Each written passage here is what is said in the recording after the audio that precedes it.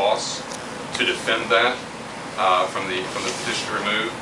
Plus, also we have over and above the Board of Risk, we also have coverage for criminal defense costs, again, that are actually incurred after it's all said and done. I understand that there's something else going on that might apply to or would have applied to had you currently been with the pool right now. So those are things that we offer. Those things aren't free. If we didn't have those particular items within the pool, then our cost would be less. But obviously there's a cost to offering these things that are over and above what you have. So Commissioner Saffer, I appreciate you bringing that up. The fact is, what do you get out of each of those provisions? So I think it's important to, when you look at not just the price, so 96 versus 89 on paper, boom, $7,000 difference, automatic, done. I don't know if it's that simple, depending upon if you really look at what it is that you get out.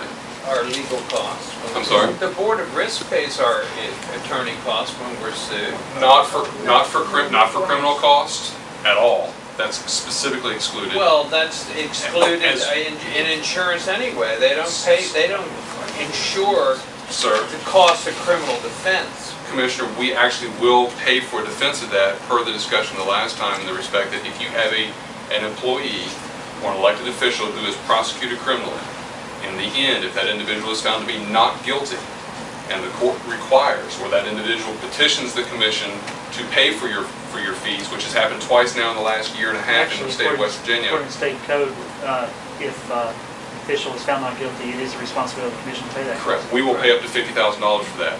BRIM specifically excludes that. There will be no payment for that. That's specific in their paperwork. And the same thing with the petition to remove. Petition to remove, civil coverage or civil defense coverage, if you will, which is what Board of Risk covers, we cover, and so on, is not designed to come into play unless you're being sued for damages. And damages is not to have one of you removed from office, or to have the sheriff removed from office, or the assessor removed from office. That's not a damage. And neither is requesting attorney's fees to get that done. That's not a damage either. The damage is they want money because they were harmed through A, B, and C, and they request $100,000 or $200,000 or $5. At that point, damages come into play, and then both organizations would respond to that without a question. But the pool only comes into play with the petition to remove when they're asking for nothing more than your removal. Then we come into play for the defense costs on that, whereas again, there's no damages other than the petition to remove. Board of Risk, or Travelers, or Wells Fargo, or Argonaut, or Scottsdale, the other providers in the state to counties and county-related authorities will provide any coverage for that. Only the pool will start doing that as of 7/1. So you're correct, Commissioner, in the respect that we don't participate in the criminal defense costs. Absolutely, we're hands off. I'm not getting into the middle of that. But when it's all said and done, if the guy is found, if the elected official, man or woman obviously, is found to be not guilty, then we will pay, as the commission is required to pay, we will pay up to $50,000 for that. So you're correct in the respect that we're not participating in it because we're hands off until it's adjudicated. So there's a variety of things that are included in that, and so when you start looking at what we provide, when you start looking at what the deductibles are, so from the perspective of if you have somebody file suit against the assessor that has to do with some money damages, and I won't get any details, but money damages, and it's something that both the Board of Risk and the pool would defend, which theoretically should be very similar. If there's a final adjudication and $50,000 is what the final settlement is, or even if you win, and so there's $10,000 spent by the pool and by the Board of Risk on the defense of that, then you have to pay back the Board of Risk $2,500 because that's your deductible. With the pool from the perspective of if it's general liability, or if it's general liability, or if it's auto liability, then that's going to be no deductible. If it's a public official's claim, which is going to be what's considered other wrongful acts, which is hiring and firing practices, harassment, other things that you all would do as officials per se that don't involve either private personal injury or property damage, then there is a deductible for that. Obviously, that does not change. That's not any different than what you would have now. But if you have, again, one of your vehicles strikes a third party and they file suit for injuries and damages, you owe $2,500 at the first payout of that. We have paid first dollar coverage, and then if somebody slips and falls again, we first dollar coverage versus. And there's a lot of assumptions made in all those statements. They're assuming there's going to be claims, assuming there's going to be property damage claims, assuming there's assumptions there's going to be automobile liability claims. That's correct. You but know, you have to look yeah, back we at could go on assuming. One big assumption I have is that, you know, let's assume that this pool goes belly up. What protects the county commission at that point? They're not a part of the West Virginia Guarantee Insurability Act. That's correct. And there's not a single pool in the country that has been or ever will be a part of a Guarantee Act in the state. That's not However, what Brim we're is. for. So that's correct. We're not part of the West Virginia Guarantee Act, or the American Guarantee Fund, rather. And no pool in the country, in the 48 other states in the country that have public entity risk pools, are part of any guarantee fund. That is correct. Nor are they regulated by the West Virginia Insurance Commission. That's not correct. We are regulated. We do provide them with quarterly information. We do provide them with updates as well as our actuarial studies every year. We are regulated by them, and we do provide them with information more so than what any other self-insured entity in the state provides. Okay. So we do that information. I think I appreciate all the information. We need that information. We haven't, this before us, I think we need to consider some action on approving this, well, electing or taking action to not do away with, to say we elect coverage for the West Virginia Broad Form Coverage Endorsement as part of this workers' compensation application. So we're electing coverage? Is that what you're saying? Chief? Yeah. As part of the application from Lilac Insurance Agency to Brick Street, so they can get a quote on what it would cost us to get workers' comp through Lilac, Renewal quote, yes. a renewal. Yes. I think that's fair. We want to arrive at something we can compare head to head. Mr. Carter? Yes, one question that I'd like to have really cleared up here between the two gentlemen discussing this. A lot of our accidents with vehicles in this county, while I spent 6 years on the commission, was hitting a deer. What about your deductible for that, and what about your deductible for that, please? Our physical damage deductible is $1,000. Our proposal is the same.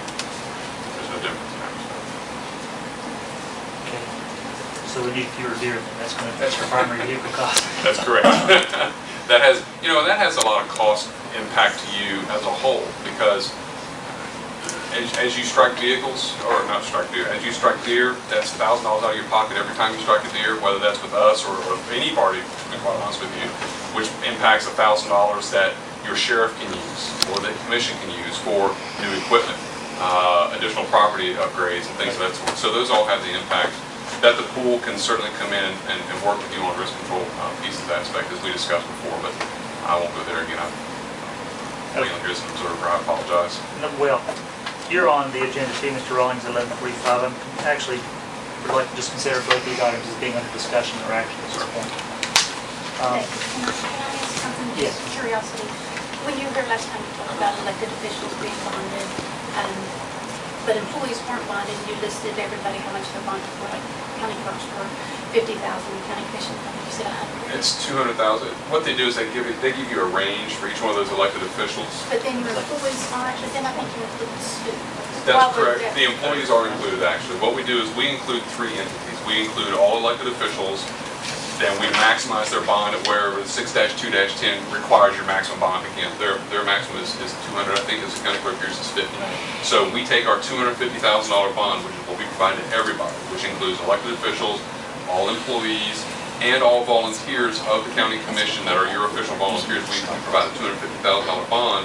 We only restrict it for, in your case, your position, because you're restricted by code, but anybody who works in your office gets a full $250,000. Sue gets full $250,000 on top of her, because they're just employees, they're not restricted by code. Even though we're not bonded at this time. Correct, you would be bonded. And I don't know what your bond is. I don't know what the Board of Risk does for employee bonds. You may or may not be bonded by them as an employee.